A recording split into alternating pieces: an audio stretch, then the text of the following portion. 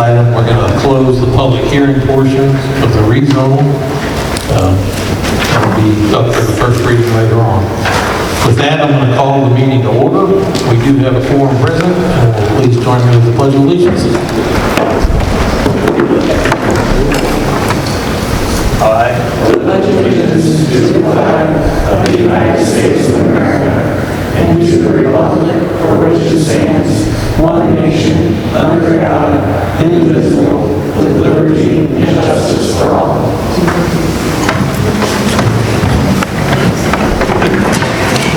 Okay, first item, in adoption of the agenda and approval of the consent calendar. Can I get a motion, please? I would like to remove something from the calendar. Okay, which item? Under committee reports, I would remove 2A. Okay, we're removing item 2A.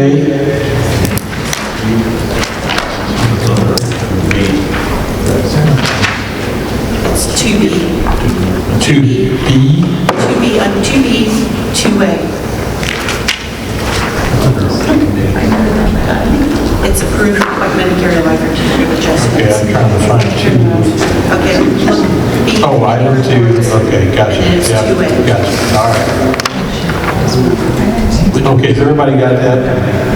So it's item B, item A was approval of minutes, item B is committee reports, and then under that, number 2, item A, that's being pulled from the consent. Mitchell, did you get that? Yeah. Okay. Okay, so we're moving that item. Can I get a motion to approve the remainder of the consent agenda? I'll make a motion. I'll second. Okay, we have Laws made a motion, seconded by Horner, to approve the consent agenda with the item removed. Can you call a roll, please? Claus, Yes. Bryant, Brian? Mitchell? Yes. Thank you. Peter, Yes. Duner, Yes. Horner, Yes. Huffman. Yes. Okay, motion carries, thank you. All right, under committee reports, item 2. Item 2A. I think we should remove that. I think we should try and find another person to fill the position.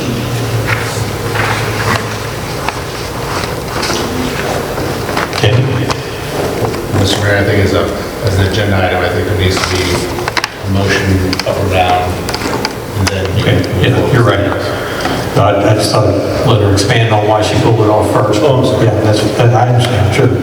Okay, can I get a motion to approve the appointment of Gary Lifer to the Board of Adjustment? I'll make that motion. Wait, is it a motion to approve or to take it off? Motion to approve. We have to do everything in the affirmative. So we have a motion to approve. Can I get a second? Wait a minute, I want to clarify. If we're making a motion to approve, is that saying that we're going to allow him to be that, or are we taking him off of that? When you get a motion and a second, then you can call for a vote. So you have to have a motion in the affirmative to approve it, and then you'll call for the vote. Then you either vote up or down. Basically, what it boils down to, everything has to be made to the affirmative. Right. And then if you don't want it to happen, you vote no. No. Okay. Mitchell, are you up with us? Yeah, you're voting first and second or for a motion for Lifer. I need a second for the motion, yes.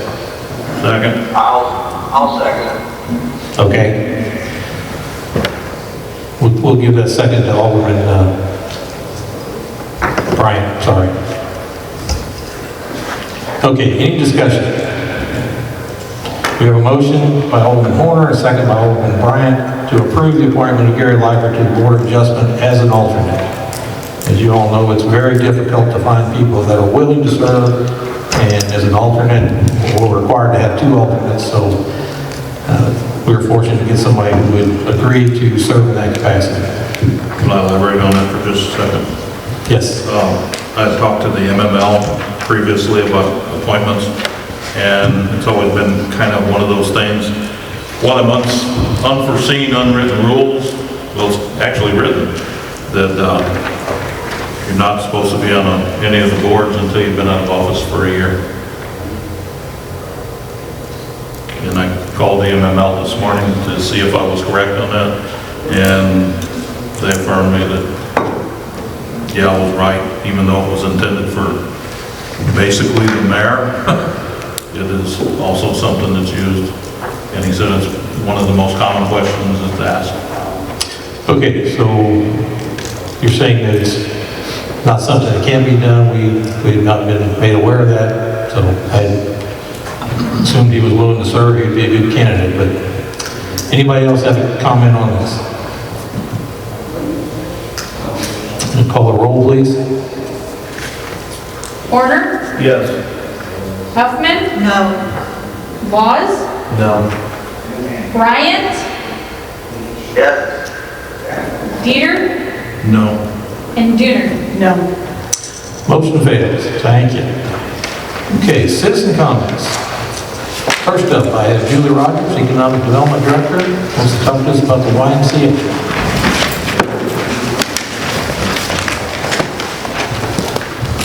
Good evening, everybody, and I'll make this really, really brief. I think you all know that for about 2 years, we have been exploring in Lincoln County, bringing a rec facility or YMCA to our area. There's a great need, and anybody on Facebook who's on Facebook sees when there's a question of what do we need. Something for kids or something for seniors always rises to the top. So we had formed a committee about 2 years ago and started exploring this in depth.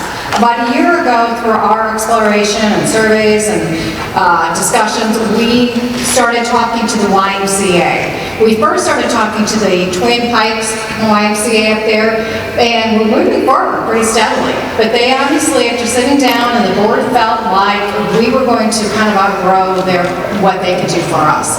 At that time, they kind of handed us off to the St. Louis Gateway YMCA, who welcomed the discussions with open arms. So one of the first things we did was we sat down, had several meetings with them, talked about what we were looking for in the next steps. I'm sure you are all aware of the community survey that we sent out through social media. We received about 2,800 responses back, which they felt like was a very good feedback. And through that, and I've given you a paper with kind of the information and stuff there, it was, which we all knew, that there was a need, an interest from the community for a YMCA. And most people responded so that they would become members. So after the survey and the discussion of that, we sat down with some community kind of stakeholders and talked about some of the biggest needs that a YMCA could fulfill in Lincoln County. Child care has risen, of course, to the top of the list, and that's one of the things the YMCA does exceptionally well, is do those after-school programs. The Troy School District, R3 School District, has a latchkey program, has 700 kids participates in it, with 400 kids on the waiting list. So we know that's a big problem, and that's probably one of the first things that we will look at. At this point, what we're doing now is we're sitting down with more community members, once again, to really determine the big needs of the community, how the YMCA can help with that. We're looking at programming. We're going to start with programming. Everybody wants to know where's it going to be. We're not there yet. We have no idea where we're going to build a building or what we're going to do with that building. Right now is what is the first programs that we need and where we get started with those. We're identifying some facilities already in place or programs that have a place that they could lease out, work with them, and kind of get some things rolling. So that is where we are. So look for meetings to come up in the community to hear from you and hear your interest and hear what they think how we can move forward. But personally, I think this is very exciting. So if you have any questions, reach out to me. If you want to be more involved, also reach out to me. There's lots of work to do. Thank you. Thank you. Thank you, ma'am. Next up, we have Brad Pryor. Let's talk to us about the CID.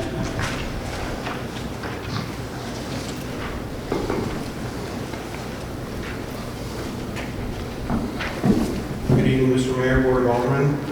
As the Mayor stated, my name is Brad Pryor. My address is 200 North 3rd Street, St. Charles, Missouri. And I'm speaking tonight about the bill number 1430, which is the expansion and extension of term of the Lincoln Crossing CID. I'd like to first start by kind of giving a brief, maybe history or introduction of the CIDs and their similar state statutory counterparts, NIDs, TDDs, all of the alphabet soup type state statute creatures. The reason, the idea behind these is to spur economic development. I'm sure everybody's seen build them and they will come, right? That's kind of the idea, is if you put the infrastructure in, the economic development will be spurred based on those items. Again, so the CID statute is in Chapter 67 of the Missouri statutes, and specifically Chapter 67, 1461 lays out the powers that a CID is vested in. Now, with respect to the Lincoln Crossing CID, it was established in 2006 by City Ordinance number 1004. And in establishing a CID, it requires both the input of the property owners and the city working together. The property owners petition the city then considers an ordinance, and it has the approval authority over that. And that's similar to what's happening here with the expansion, is it's the property owners in the expanded area that petition the city for the expansion, and the city now has the consideration of whether or not to expand the CID as depicted in the petition that has been submitted. Now, with respect to the Lincoln Crossing CID, it is funded through a 1% sales tax that was voter approved in 2007. And that sales tax then goes to funding projects. And the specific projects completed by the Lincoln Crossing CID include the Turnbull Trail Road, Jason Drive, a drainage project just north of Casey's. They put in water lines, sewer lines, hydrants, and did various dirt work projects associated with that area that's comprised of the current CID. Now, once a CID is established, it remains within the jurisdiction of the city. It's a taxing entity, it's a taxing jurisdiction, but it's still within the city's boundaries. And for example, the roads, Turnbull Trail, Jason Drive, the water line, sewers, those were all dedicated to the city upon completion. So those are public roadways, part of the city's infrastructure. Now, the reason for the expansion and the extension of the term is to fund the overpass project at Dugan Crossing. Mr. Turnbull he sits on the CID board of directors. He was approached by MoDOT, and they asked him of whether or not the CID would be willing to put funds forth to help fund the project, the overpass project at Dugan Crossing. And that's why, because the initial boundaries, we had to go up the right of way towards Dugan Crossing to have the CID within those boundaries. And then the extension of term is to allow the CID a proper amount of time to be able to generate enough sales tax to repay the value of what it contributes to that project. Because currently, right now, the project or the CID is supposed to terminate in 2031 per the initial term. And again, this is all funded through sales tax, and the idea is that once that overpass is there, it'll spur the economic development of that area within the city, but additionally, it'll give a relief valve, so to speak, in terms of traffic and other access points to the city. Carter, Mr. Turnbull is here. I'll be here as well when the agenda item's up. If there's any specific questions that we can answer, we'd be happy to do so. We appreciate your time, and we ask that you vote in favor of bill number 1430 this evening. Thank you. Anybody have any questions for Mr. Pryor while he's up there?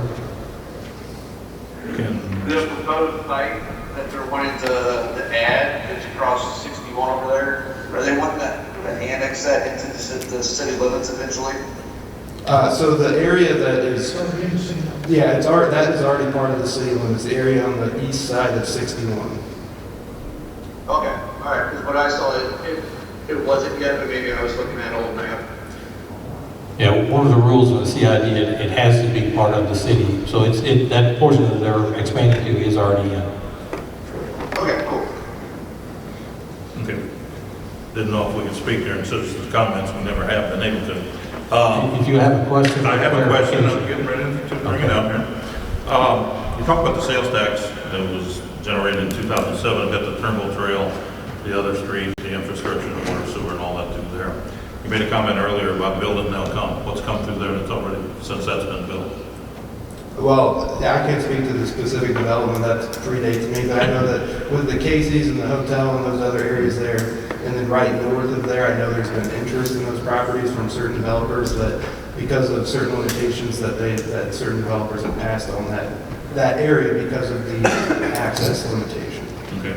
So this tax ends in 2031. Oops, go ahead. To build the overpass, they have to generate the money, so that's the purpose of the CID, to generate the money to build the overpass. Who built the overpass first? Does the city incur all those costs? So this is actually, where the overpass is going is within the MoDOT right-of-way. Mhm. So it's a MoDOT project that the CID would be contributing to. Correct. And what is the city's contribution, the city taxpayers' contribution to that? Is there any or is it not? Other than the sales tax that's generated through the sales within the district, the city, there's not going to be a property assessment or a property levy specific to that for city taxpayers. I was just curious whether or not the city contributes to that as well, you know, because the way everything's going, we'll be broken in a few years, so I'm just kind of curious as whether or not it's going to happen on your all's dime, or it's your all's dime, our dime, and ODOT's dime, and the state's dime. And, Right, so yeah, it's the CID will fund it through the CID sales tax, which is, it's its own taxing entity separate from the city. So, in that CID, is that just strictly the Turnbull's property? Because I remember back when that originally started years and years ago, I think part of it, even the sales tax generated off of that, created such a controversy because it went so out of that region that it created a lot of problems for a lot of business owners here in town. And that's one of the reasons why I think it got voted down in the get-go. And then it was brought back up after everything was changed and went the other direction. I was just kind of curious as to Right, so I know what that properties all included into that CID. So the Turnbulls own properties within the CID, and there's also properties, I know Casey's owns a portion of the property, the Earhart family owns some of those properties. I can't speak to the specifics of the existing CID property owners, but I do know there is variation of ownership within those properties. And all those other owners are fine with the increased sales tax. So as part of the extension and expansion, we had to provide public notice to each of the property owners and of the public hearing and then of these meetings, and there was no owners that came and spoke in opposition. Thank you. Anybody else? Thank you, sir. Thank you. Okay, that's all I have on citizen comments. We'll move on to our first item on unfinished business. With Bill number 1429, an ordinance providing for a change in zoning classification of parcel number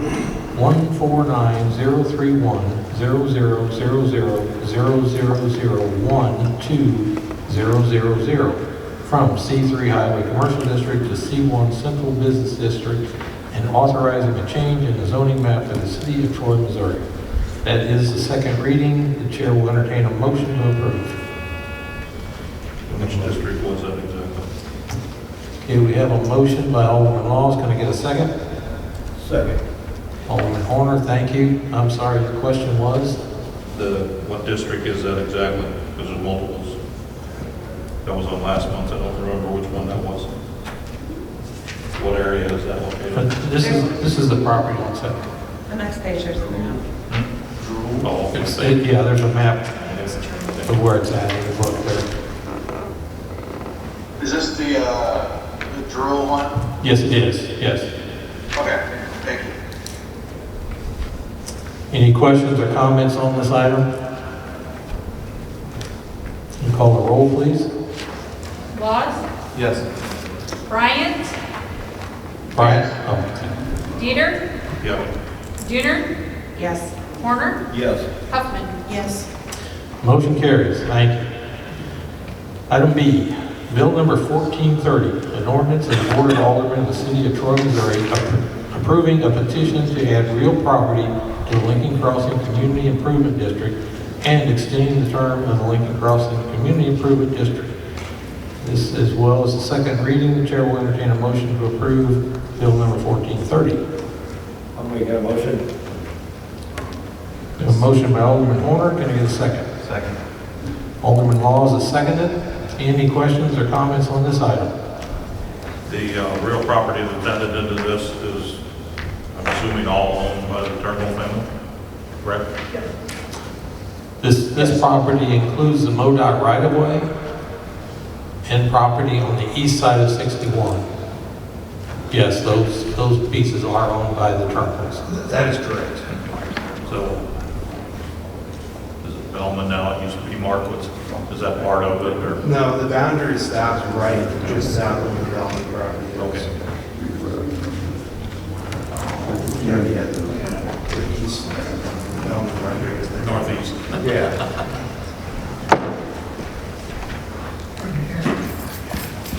Any other questions or concerns on this item? What year does it extend to?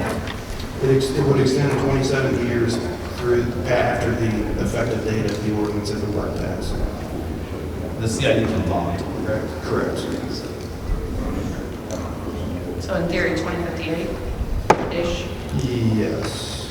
I'd have to, give or take. yeah, it's a statutory extension term, yes.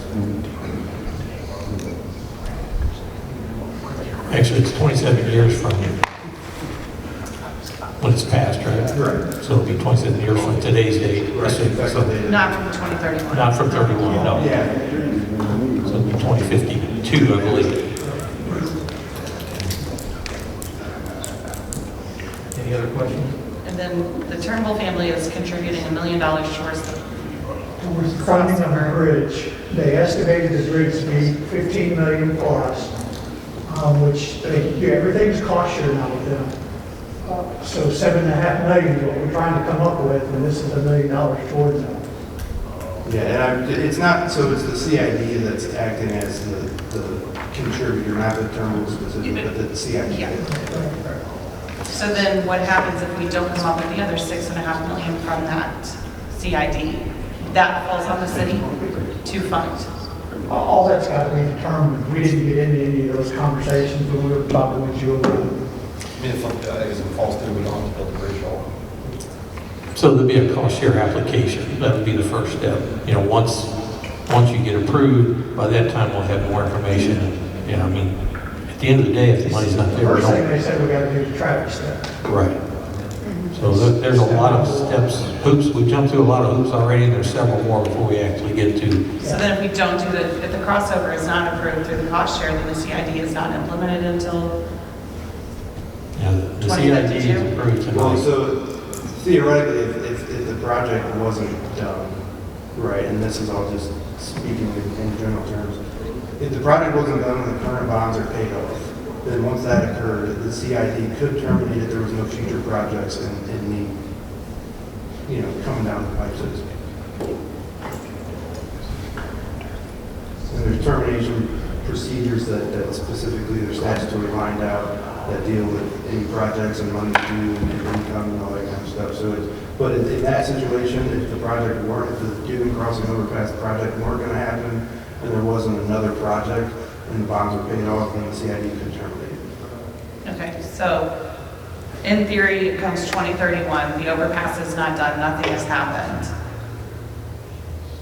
It's terminated and done, and No, it would continue to exist past 2030. If the ordinance tonight were approved, then yes, that it would continue to exist. Now, if the ordinance was not approved tonight, then the CID would not have the funding mechanism to put towards the MoDOT project. So then at 2031, it would terminate. But then it wouldn't have the cost share element of the MoDOT project. But when you mention that cost share, they're going to have to do something there before the tax money can come in, correct? They're going to build a business to generate those funds. Well, so there's currently businesses that are generating funds, and so the part of the process of putting together the petition and the expansion and putting a 5-year plan together and through accountants and actuary, and that's outside of my realm, but they go through and put, what are our revenues, what would the amounts be, where's our payoff time? So they put that all together, and that's part of the petition that was submitted to the city. I'm just kind of curious as to the added cost to the city. What would that added cost be? If we pass it tonight, is the city going to be liable for any funds? I couldn't, right, I couldn't imagine a situation where the city would be liable to any funds based on passing this ordinance. So MoDOT won't build the bridge until the money's there? I can't speak towards MoDOT, I just know what they have relayed to us in terms of what their future plans are, and this was one of the plans or ideas that they had as to make that project happen. But they're taking away the crossover, they're taking away an entrance and exit point from Troy on the main auto network. Well, I understand the importance of the overpass. Just kind of curious as to what it impact, not only how does it impact the city, but how does it impact the budget of the city, is my concern. So currently, the CID exists, and there's no cost to the city at all. Expanding the boundaries of it will add no cost to the city either. They're an independent taxing group. You know, they have a board, they collect this 1 cent sales tax, and they're in charge of it. So we don't have any outlay of funds. Put in the streets, we put in the So sewer I system. guess my next question is the city in any way, shape, or form involved into this future of this overpass right now, to where they're saying that the money's going to be there, the allocation? I guess that would fall between you guys. The city has no current agreement with MoDOT, and until the Board of Aldermen passes an allocation of funds, we are not committed to any funds. Even if we sign an agreement with MoDOT, we have not allocated funds, you have not allocated funds, there's nothing the city's on that for. We'd have to go through the cost share agreement prior to the application process before we'd even know whether it's going to happen. This is just a preliminary, getting things ready so that we could take that step. And that step has not been taken, correct? Well, not yet, not until we get everything in order, we can't. I think one thing that's important to recognize also with the CID is that even if we don't go down the road of this overpass, they've already invested a considerable amount of money in public infrastructure that the city did not purchase or have to pay for as part of the development of their current CID. For them, whether it's this project or additional public projects that spur economic development throughout the CID, this CID funding would do great things in improving stormwater management, transportation infrastructure, all in the name of developing and setting the table for redeveloping both sides of 61 there, CID corridor. So As long as it's even if we never go forward with this MoDOT project, there's lots of conversations we can have over the next 27 years that this CID can fund a lot of city infrastructure, which we don't have to pay for.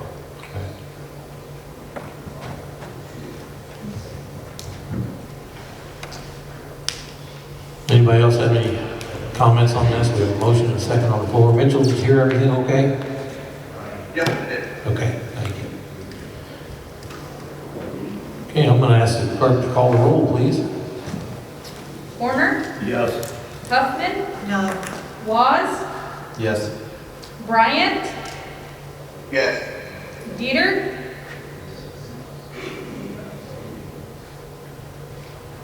Yes. Dooner? Yes. Motion carries. Thank you. New business. Discuss and approve designated training period for the new deputy police clerk. So this came up, we have a retirement, we have a position open. Would like to have some time where the retiring clerk could spend a little time with both trainees, the one taking her position, who we've designated, and hopefully the one we're going to pick right away to take the deputy's position. So I'll let the chief speak to maybe some specifics. Our sister is retiring on the 14th of August. We have a brother we hired several months ago who's come on really well, but we need this new person to take that place also because she doesn't have, Cheryl and she will have time with this new person to get her trained. There's a lot entailed in this, so we're trying to, we have interview set up for this week, I believe, and we're trying to get this done out as quick as possible. Okay, so we'd take a motion to approve a training period of up to 2 weeks. Would that, think that would work? Whatever I can get. Well, yeah, depending on the process, that may be about all the time we have left. So with Cheryl leaving on the 14th, there's not going to be a lot of time. So if that would work, then we'd entertain that motion. Can I make the motion that we give up to the 14th, whatever that time is allotted, not cut it down to only 10 days? So if we get somebody hired and it happens to be 14 days, and they have 14 days to train with her.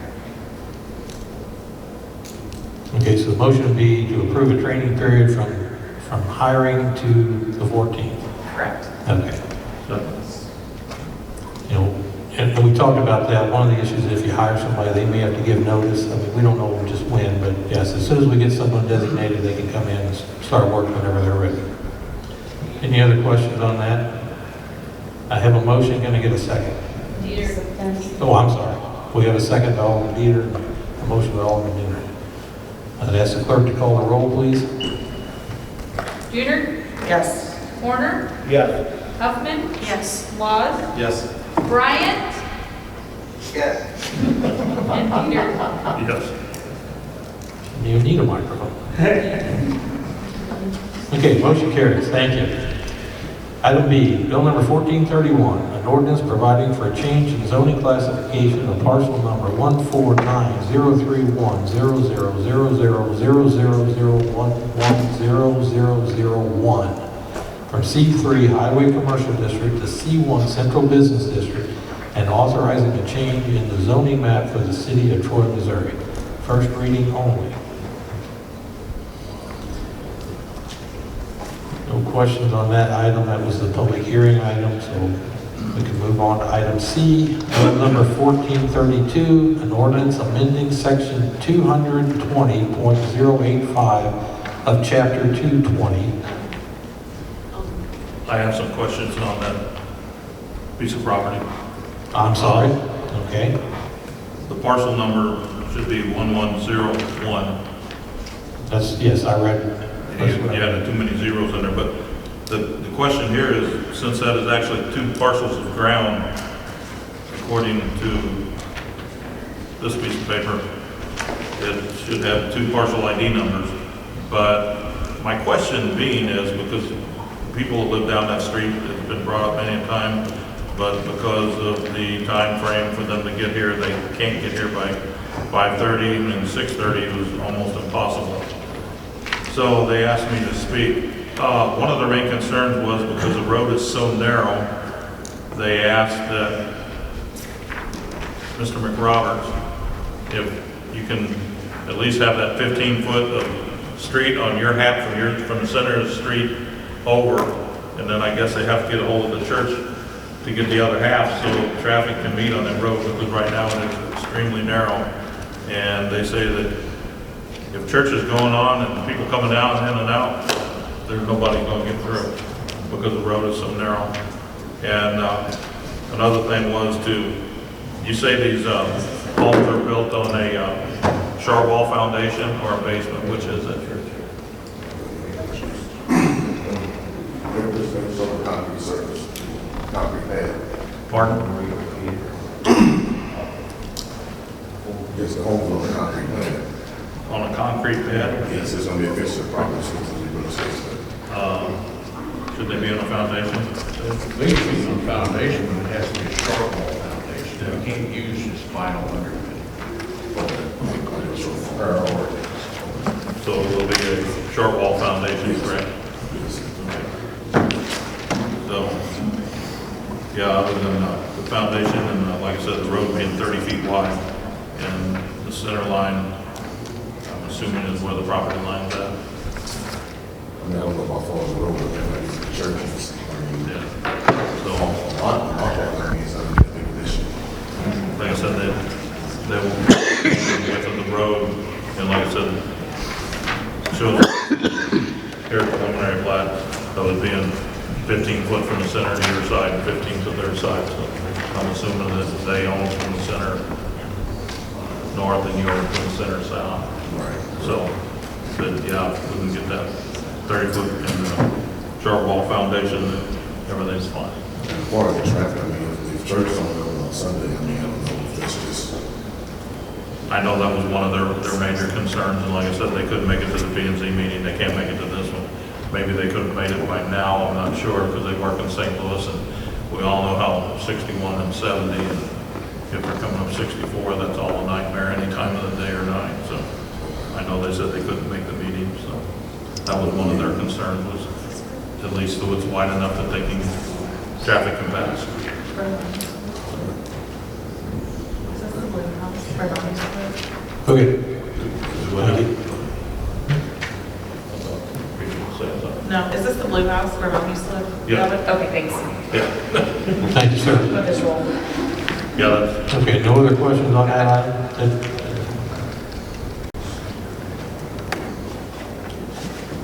Okay, we're ready for item C.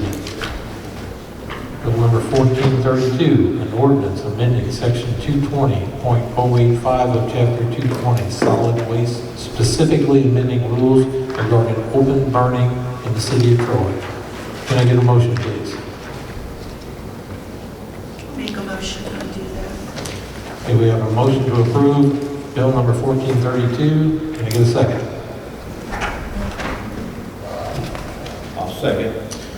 Okay, we have a second by Alderman Horner, motion made by Alderman Huffman. Any questions on this item? Yes, what did we change on that?